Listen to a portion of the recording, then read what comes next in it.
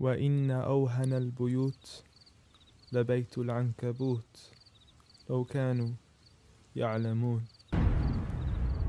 The weakest of homes is the home of the spider, if only they knew. And it's not just because of the web, but also for what happens inside it too. The most fragile of homes, home to the most ferocious of family feuds, a husband and wife relationship that is solely based on being used for consummation. See, as soon as they finish mating, the wife would then consume the body of her own husband. It's disgusting, and so can the children be too. See, as soon as they mature, they would chew upon their own mother as a source of food. It's sinister, it's crude. I don't want to imagine it, but it's true. And such the examples that are used, not because God can be cruel, but for God to prove that the weakest of homes are those in which the inhabitants are abused. See, marriages are meant to bring happiness, and the home is a refuge of tranquility and comfort to all those who walk through. And if you ever do happen to fall into disputes, you must learn to understand that the marriage isn't always about you. Rather, it's learning to live together as one, although we are still living together as two. In a home where everybody knows that they belong, with love, kindness, and mercy, so we could all just get along, and there's no need for fighting every time something small goes wrong. Because you can't build a home upon violence and then expect it to stand strong. I mean, what kind of man would harm his wife in the darkness of the night, leaving her to bleed as he scars her for life, having to cover up her bruises as she tries to hide them from sight? See, he's so focused on her responsibilities, but fails to realize that he also owes her rights. See, as a husband, you're meant to provide, protect, respect, guide, and guard her. You are her garment, her lifelong partner, her Prince Charming who should charm her, her knight in shining armor. But a night has turned into a nightmare as he spends his nights trying to harm her.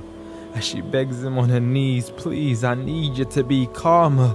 I urge you, see, patience is a virtue. I never even heard you. I promise I didn't mean to hurt you. Please don't be mad.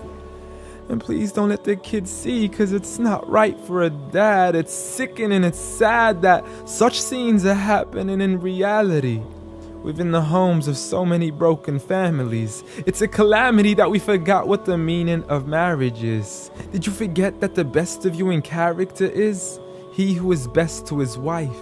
The best of advice from the one who never harmed a servant, child, or wife in his whole entire life. Muhammad sallallahu alayhi wasallam. He was the best of examples in how to treat a woman right. See, if his wife had cooked something he had liked, he would eat it, and if he didn't, he would leave it without expressing an ounce of dislike. He would even refuse an invitation to food until his wife had also received an invite, and he would help around the house too, just to make her workload light. He was the pinnacle of being polite. And he taught us that the strongest of men is not he who knows how to fight, but rather he who restrains his anger right at the moment of strife. So have patience, brother. I mean, you wouldn't allow it for your own mother, daughter, or sister. You wouldn't bear to watch another man punch and kick her, so the next time you even think to cause her trauma and hit her, you need to understand that she too is another man's mother, daughter, or sister. So dear sister, no human being deserves to live a life of violence alone. So if he doesn't treat you with kindness, don't live in silence trying to fight this on your own.